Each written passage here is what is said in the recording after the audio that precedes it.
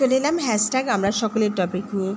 আর আজকের টপিক দিয়েছেন রঞ্জনাদি, না ভুল বললাম, আজকের টপিক দিয়েছেন জেবাদি। আজকের টপিকটা হচ্ছে গিয়ে দাম্পত্যে প্রতারণা দেখা দিয়েছে, সেক্ষেত্রে কী করা উচিত। বিবাহ বিচ্ছেদই কি একমাত্র পথ, নাকি সন্তানের মুখ চেয়ে আপোষ করে নেওয়া দরকার?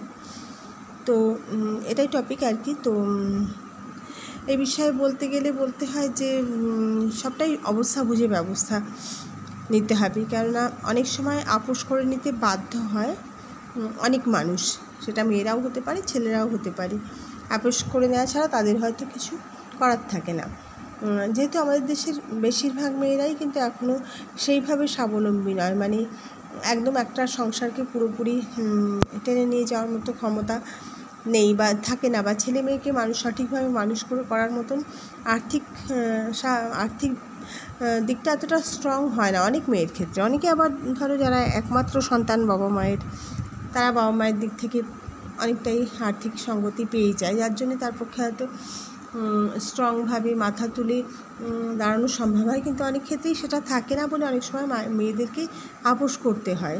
আমি এরকম, যেহেতু আমি গ্রামেগঞ্জে ঘুরে কাজ করি, হ্যাঁ গ্রামেগঞ্জে আমার কাজ, তো আমি মানে শহরের দিকটাও দেখেছি, গ্রামেও দেখেছি। গ্রামেও কিন্তু এরকম বহু মানুষকে বহু ক্ষেত্রে দেখা যায় যে একদম আমার জলজান্ত উদাহরণ আর কি আমার দেখা আছে যে একই বাড়িতে দুই বোন, তারা মানে বড় বোনের হয়তো যখন সে আর কি ডেলিভারির আগে সে হয়তো রেস্টে গেছে বা সে হয়তো হসপিটালাইজড হয়েছে, সেই সময় তার হাজব্যান্ড যে সে আবার ছোটো বোনকে বিয়ে করে নিয়েছে। এরকম মানে এগুলো একদম চোখের সামনে দেখা উদাহরণ আর কি। মানে দু বোনই তখন বাধ্য হয়ে, বড়ো বোন তার কিছু করার নেই, সে যদি ওই বাড়ি ছেড়ে চলে যায় সে কোথায় যাবে, তার বাচ্চাকে নিয়ে সে কোথায় যাবে, তাই একসাথেই থাকতে বাধ্য হয়েছে। তো এটা তো অবশ্যই প্রতারণা, এবং প্রতারণা সেক্ষেত্রে দুজন করলো, তার সঙ্গে তার নিজের বোন করলো প্লাস তার হাজব্যান্ড করলো, দুজনেই তার সঙ্গে প্রতারণা করলো। এরকম আমি মানে বলতে গেলে এরকম এটা তো খুব আর কি ইকোনমিক্যালি যারা পিছিয়ে পড়া তাদের দিকে এরকম বেশিরভাগ হয়, আবার যারা স্ট্রং ইকোনমিক্যালি স্ট্রং এরকম ক্ষেত্রে তো এরকম ভুরি উদাহরণ আছে যে সেটা ছেলেদের দিক থেকেও আছে মেয়েদের দিক থেকেও আছে। এখন আগে এরকম ছিল না, আগে কিন্তু মেয়েরা এতটা বেশি প্রতারণা, যেহেতু তাদের বাইরে বেরোনোর স্কোপটা কম ছিল, তাই প্রতারণা করার সুযোগটাও তাদের ক্ষেত্রে কম ছিল, বা করতো না যে কোনো কারণেই হোক, সামাজিক পরিস্থিতির চাপে বা কিছুতে। কিন্তু এখনকার দিনে এটা প্রচুর দেখা যাচ্ছে। আমি আরও একটা উদাহরণ দেবো। আমার একজন কলিগ ছিলেন, মানে উনি এনএম পোস্টে আমার আন্ডারে কাজ করতেন, তখন আমার বাঁকুড়ায় পোস্টিং ছিল, এবং ওই দিদির নামটা আমি ভুলে গিয়েছি, ওনার নামটা কী যেন, নিতা, সম্ভবত নিতা দিবা কি এরকম নামটা ছিল। হ্যাঁ, ওনাকে না দেখতে পুরো সন্ধ্যা রায়ের মতো, সন্ধ্যা রায়কে যেরকম খুব মিষ্টি একটা মা আদল আছে আর কি, দেখলে একটা মা ভাব হয়, ওই দিদির মধ্যে ওরকম আদল ছিল। আর আমি তখন বেশ ছোটো, মানে আমার তখন 23-24 বছর বয়স, ওখানে পোস্টিং হয়েছিল। ওই দিদি তখন ধরুন কত 35-36 কি 40-এর কাছাকাছি, 40 না হয়তো 40-এর কাছাকাছি এরকম বয়স হবে।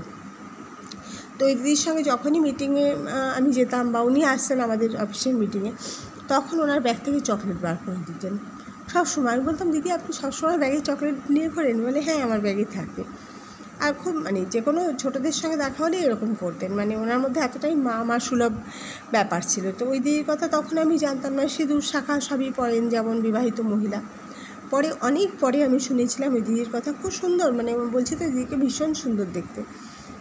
তো ওই দিদির কথা শুনেছিলাম, ওনার মানে পাস্ট হিস্ট্রিটা শুনে আমার মানে একদম মাথায় হাত পড়ে যাওয়ার মতো অবস্থা, যে অত সুন্দর একজন মহিলা, তার হাজব্যান্ড তাকে ছেড়ে দিয়ে আরেকজনকে বিয়ে করেছে, এবং এই দিদির কোনো সন্তান ছিল না, কিন্তু ওই তার হাজব্যান্ড যে পরবর্তীকালে বিয়ে করেছিল তার কিন্তু অনেকগুলো বাচ্চা, মানে অনেকগুলো ছেলে মেয়ে। আর সেই ছেলে মেয়েদেরকে মানুষ করার মতো সামর্থ্য কিন্তু সেই হাজব্যান্ডের ছিল না, অত মানে রোজগার সে করতো কম, খুবই সামান্য। আর কিন্তু এই দিদি তাকে আর্থিক সাহায্য করতো, মানে হাজব্যান্ডকে আর্থিক সাহায্য করতো ওই ছেলে মেয়েদেরকে মানুষ করার জন্য। মানে একটা মানুষ কতটাই হতে পারে যে তাকে দেখলো না, তার দিকটা কিছুই দেখলো না, অথচ তিনি আবার গিয়ে তার পরবর্তী সংসারে টাকা পয়সা দিয়ে হেল্প করেন। যে এই যে দিদি যেহেতু চাকরি করতেন, তো এরকম এক্সাম্পল কিন্তু অনেক আছে প্রতারণার।